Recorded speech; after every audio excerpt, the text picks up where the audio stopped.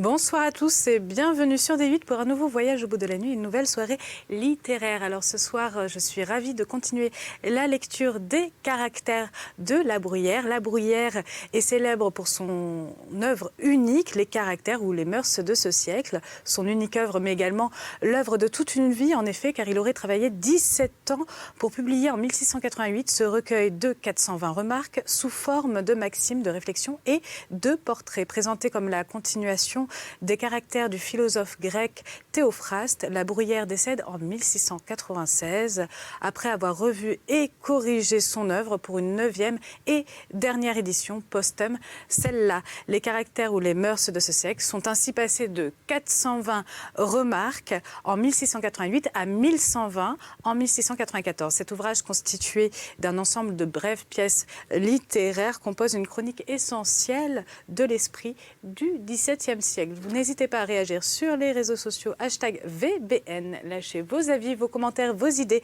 N'hésitez surtout pas, je vais continuer la lecture.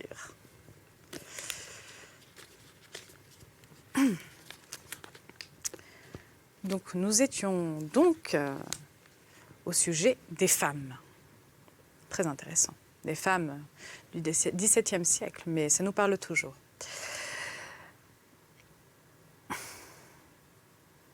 Il coûte peu aux femmes de dire ce qu'elles ne sentent point. Il coûte encore moins aux hommes de dire ce qu'ils sentent.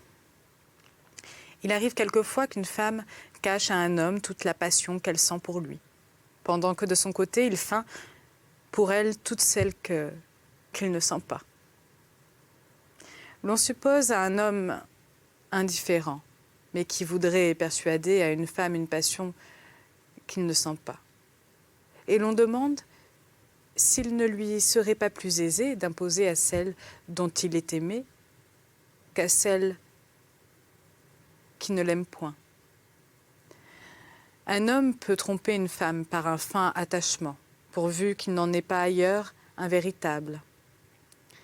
Un homme éclate contre une femme qui ne l'aime plus et se console. Une femme fait moins de bruit quand elle est quittée et demeure longtemps inconsolable.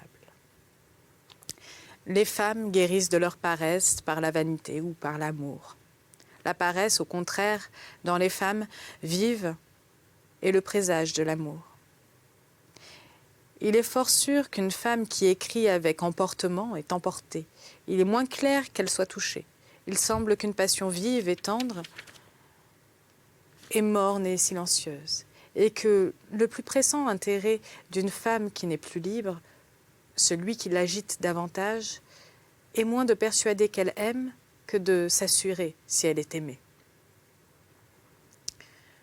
Glycère n'aime pas les femmes.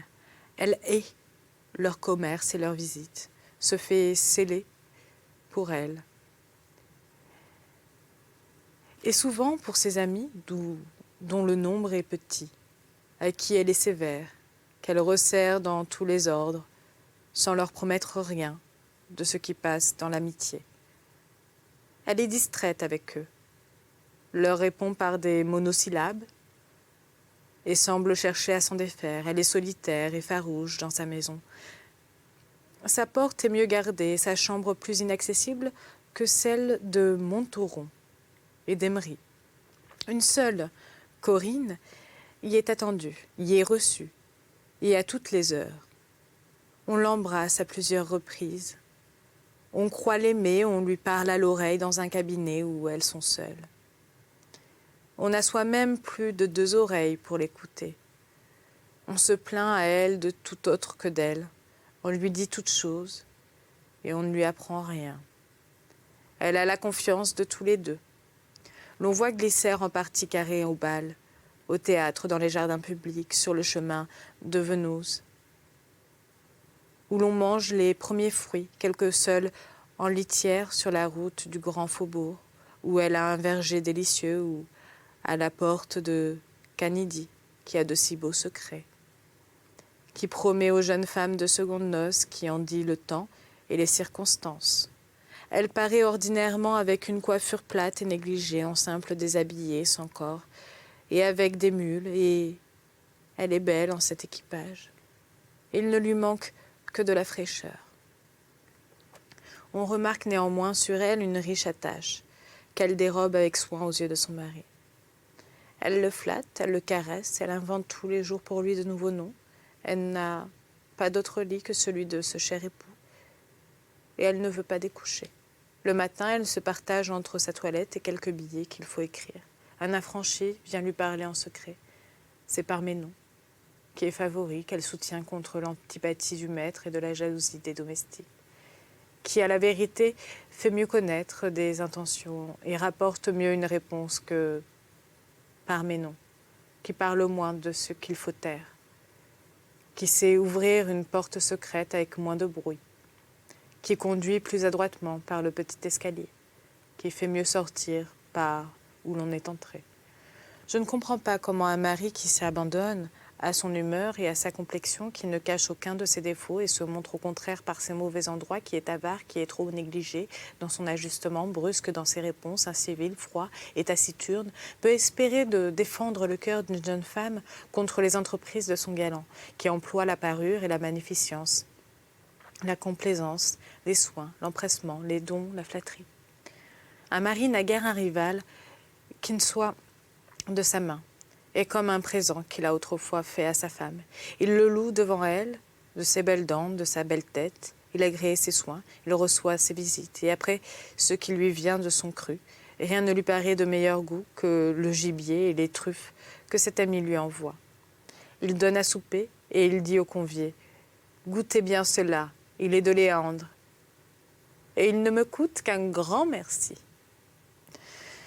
Il y a telle femme qui anéantit ou qui enterre son mari au point qu'il n'en ait fait dans le monde aucune mention. Vit-il encore, ne vit-il plus, ou on en doute.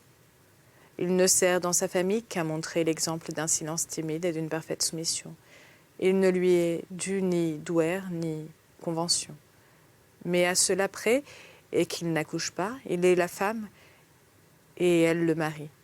Ils passent les mois entiers dans une même maison, sans le moindre danger de se rencontrer. Et il est vrai seulement qu'ils sont voisins. Monsieur paye le rôtisseur et le cuisinier. Et c'est toujours chez madame qu'on a soupé. Ils n'ont souvent rien de commun, ni le lit, ni la table, pas même le nom. Ils vivent à la romaine ou à la grecque, chacun le sien. Et ce n'est qu'avec le temps, et après qu'on est initié au jargon d'une ville, qu'on sait enfin que M.B. est publiquement depuis 20 années le mari de madame L. Telle autre femme à qui le désordre manque pour mortifier son mari, y revient par sa noblesse et ses alliances, par la riche dot qu'elle a apportée, par les charmes de sa beauté, par son mérite, parce que quelques-uns appellent vertu. Il y a peu de femmes si parfaites qu'elles empêchent un mari de se repentir, du moins une fois, le jour d'avoir une femme, ou de trouver heureux celui qui n'en a point. Les douleurs muettes et stupides sont hors d'usage. On pleure, on récite, on répète, on est si touché de la mort de son mari qu'on n'en oublie pas la moindre circonstance. Ne pourrait-on pas découvrir l'art de se faire aimer de sa femme? Une femme insensible est celle qui n'a pas encore vu celui qu'elle doit aimer. Il y avait à Smyrne une très belle fille qu'on appelait Émir, et qui était moins connue dans toute la ville par sa beauté que par la sévérité de ses mœurs, et surtout par l'indifférence qu'elle conservait pour tous les hommes qu'elle voyait, disait-elle, sans aucun péril et sans d'autre disposition que celle où elle se trouvait pour ses amis ou pour ses frères. Elle ne croyait pas la moindre partie de toutes les folies qu'on disait que l'amour avait fait faire dans tous les temps. Et celles qu'elle avait vues elle-même, elle ne les pouvait comprendre. Elle ne connaissait que l'amitié. Une jeune et charmante personne à qui elle devait cette expérience la lui avait rendue si douce qu'elle ne pensait qu'à la faire durer et n'imaginait pas par quel autre sentiment elle pourrait jamais se refroidir sur celui de l'estime et de la confiance dont elle était si contente. Elle ne parlait que d'Euphrosine. C'était le nom de cette fidèle amie. Et tout Smyrne ne parlait que d'elle et d'Euphrosine. Leur amitié passait en proverbes. Émir avait 2 frères qui étaient jeunes, d'une excellente beauté, dont toutes les femmes de la ville étaient éprises. Il est vrai qu'elle les aima toujours comme une sœur aime ses frères. Il y eut un prêtre, de Jupiter, qui avait accès dans la maison de son père et à qui elle plut, qui osa le lui déclarer et ne s'attira que du mépris. Un vieillard qui, se confiant en sa naissance et en ses grands biens, avait eu la même audace et eut aussi la même aventure. Elle triomphait cependant, et c'était jusqu'alors, au milieu de ses frères, d'un prêtre et d'un vieillard, qu'elle se disait insensible. Il sembla que le ciel voulût l'exposer à de plus fortes épreuves, qui ne servirent néanmoins qu'à la rendre plus vaine et qu'à l'affermir dans la réputation d'une fille que l'amour ne pouvait toucher. De 3 amants que ses charmes lui acquirent successivement et dont elle ne craignit pas de voir toute la passion, le premier dans un transport amoureux se perça le sein à ses pieds. Le second, plein de désespoir de n'être pas écouté, alla se faire tuer à la guerre de Crète, et le troisième mourut de langueur et d'insomnie. Celui qui les devait venger n'avait pas encore paru. Ce vieillard qui avait été si malheureux dans ses amours s'en était guéri.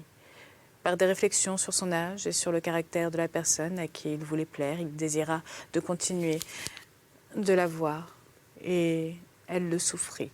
Il lui amena un jour son fils, qui était jeune, d'une physionomie agréable et qui avait une taille fort noble. Elle le vit avec intérêt, et comme il se tut beaucoup en la présence de son père, elle trouva qu'il n'avait pas assez d'esprit et désira qu'il en eût davantage. Il la vit seule, parla assez et avec d'esprit, mais comme il la regarda peu et qu'il parla encore moins d'elle et de sa beauté, elle fut surprise et comme indignée d'un homme si bien fait et si spirituel, ne fut pas galant. Elle s'entretint de lui avec son amie qui voulut voir. Il n'eut des yeux que pour Euphrosine, et lui dit qu'elle était belle.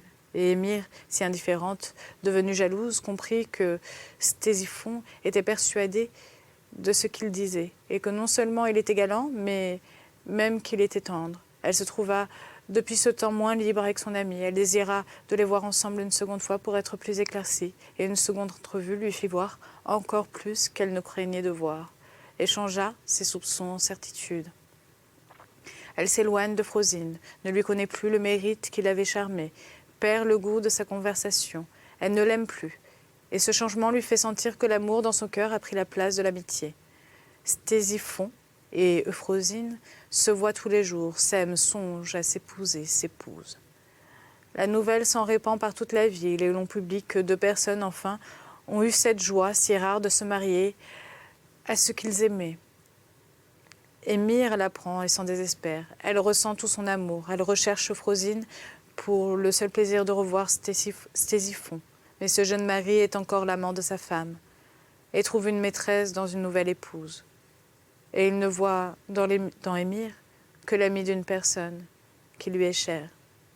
Cette fille infortunée perd le sommeil et ne veut plus manger. Elle s'affaiblit, son esprit s'égare. Elle prend son frère pour Stéphison et elle lui parle comme à un amant. Elle se détrompe, rougit de son égarement. Elle retombe bientôt dans de plus grandes et n'en rougit plus.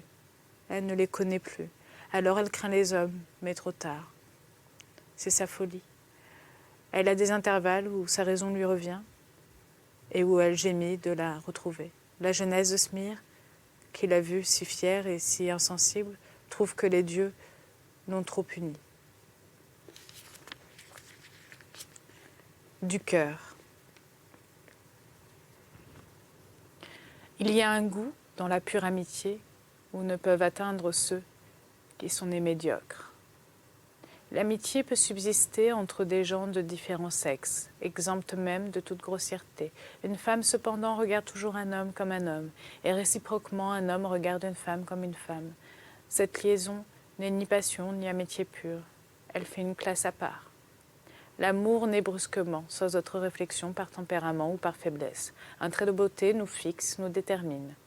L'amitié, au contraire, se forme peu à peu avec le temps, par la pratique, par un long commerce. Combien d'esprit, de bonté de cœur, d'attachement, de service et de complaisance dans les amis, pour faire en plusieurs années bien moins que ne fait quelquefois en un moment un beau visage ou une belle main. Le temps qui fortifie les amitiés affaiblit l'amour. Tant que l'amour dure, il subsiste de soi-même, et quelquefois par les choses qui semblent le devoir éteindre, par les caprices, par la rigueur, par les rigueurs, par l'éloignement, par la jalousie. L'amitié, au contraire, a besoin de secours. Elle périt faute de soins, de confiance et de complaisance. Il est plus ordinaire de voir un amour extrême qu'une parfaite amitié. L'amour et l'amitié s'excluent l'un l'autre. Celui qui a eu l'expérience d'un grand amour néglige l'amitié. Et celui qui est épuisé sur l'amitié n'a encore rien fait pour l'amour. L'amour commence par l'amour, et l'on ne saurait passer de la plus forte amitié qu'à un amour faible. Rien ne ressemble mieux à une vive amitié que ces liaisons que l'intérêt de notre amour nous fait cultiver. L'on n'aime bien qu'une seule fois, c'est la première. Les amours qui suivent sont moins involontaires.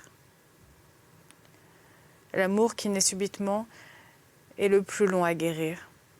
L'amour qui croît peu à peu et par degrés ressemble trop à l'amitié pour être une passion violente. Celui qui aime assez pour pouvoir aimer 1 million de fois plus qu'il ne fait, ne cède en amour qu'à celui qui aime plus qu'il ne voudrait. Si j'accorde que dans la violence d'une grande passion, on peut aimer quelqu'un plus que soi-même, à qui ferais-je plus de plaisir? Ou à ceux qui aiment, ou à ceux qui sont aimés? Les hommes, souvent, veulent aimer et ne sauraient y réussir. Ils cherchent leur défaite sans pouvoir la rencontrer. Et si j'ose ainsi parler, ils sont contraints de demeurer libres. Ceux qui s'aiment d'abord avec la plus violente passion contribuent bientôt chacun de leur part à s'aimer moins, et ensuite à ne s'aimer plus. Qui d'un homme ou d'une femme met davantage du sien dans cette rupture? Il n'est pas aisé de le décider. Les femmes accusent les hommes d'être volages, et les hommes disent qu'elles sont légères. Quelque délicat que l'on soit en amour, on pardonne plus de fautes que dans l'amitié. C'est une vengeance douce à celui qui aime beaucoup de faire par tout son procédé d'une personne ingrate une très ingrate. Il est triste d'aimer sans une grande fortune et qui nous donne les moyens de combler ce que l'on aime et le rend si heureux qu'il n'ait plus de souhait à faire. S'il se trouve une femme pour qui l'on ait eu une grande passion et qui ait été indifférente, quelque important service qu'elle nous rende dans la suite de notre vie, l'on court un grand risque d'être ingrat. Une grande reconnaissance emporte avec soi beaucoup de goût et d'amitié pour la personne qui nous oblige. Être avec des gens qu'on aime, cela suffit.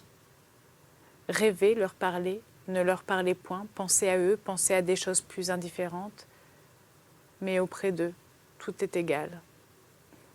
Il n'y a pas si loin de la haine à l'amitié que de l'antipathie. Il n'y a pas si loin de la haine à l'amitié que de l'antipathie. Il semble qu'il est moins rare de passer de l'antipathie à l'amour qu'à l'amitié. L'on confie son secret dans l'amitié, mais il échappe dans l'amour. L'on peut avoir la confiance de quelqu'un sans en avoir le cœur. Celui qui a le cœur n'a pas besoin de révélation ou de confiance. Tout lui est ouvert. L'on ne voit dans l'amitié que les défauts qui peuvent nuire à nos amis. L'on ne voit en amour de défauts dans ce qu'on aime que ceux dont on souffre soi-même. Il n'y a qu'un premier dépit en amour, comme la première faute dans l'amitié, dont on puisse faire un bon usage. Il semble que s'il y a un soupçon injuste, bizarre et sans fondement qu'on ait une fois appelé jalousie, c'est cette autre jalousie qui est un sentiment juste, naturel, fondé en raison et sur l'expérience, mériterait un autre nom. Le tempérament a beaucoup de part à la jalousie, et elle ne suppose pas toujours une grande passion. C'est cependant un paradoxe qu'un violent amour sans délicatesse. Il arrive souvent que l'on souffre tout seul de la délicatesse, l'on souffre de la jalousie et l'on fait souffrir les autres. Celle qui nous ménage sur rien et ne nous épargne nulle occasion de jalousie ne mériterait de nous aucune jalousie, si l'on se réglait plus par leurs sentiments et leur conduite que par son cœur. Les froideurs et le relâchement dans l'amitié ont leur cause. En amour, il n'y a guère d'autre raison de ne s'aimer plus que de s'être trop aimé. Voilà, c'est ainsi que je vais achever donc ma lecture de ce fabuleux roman. N'hésitez pas à réagir sur les réseaux sociaux, #VBN. Pour vous quitter, je vais vous citer quelques petites citations de La Bruyère. Toute révélation d'un secret est la faute de celui qui l'a confié. Les hommes n'aiment point à vous admirer, ils veulent plaire. Après l'esprit de discernement, ce qu'il y a au monde de plus rare, ce sont les diamants et les perles. Bonne soirée à tous. Très belle nuit.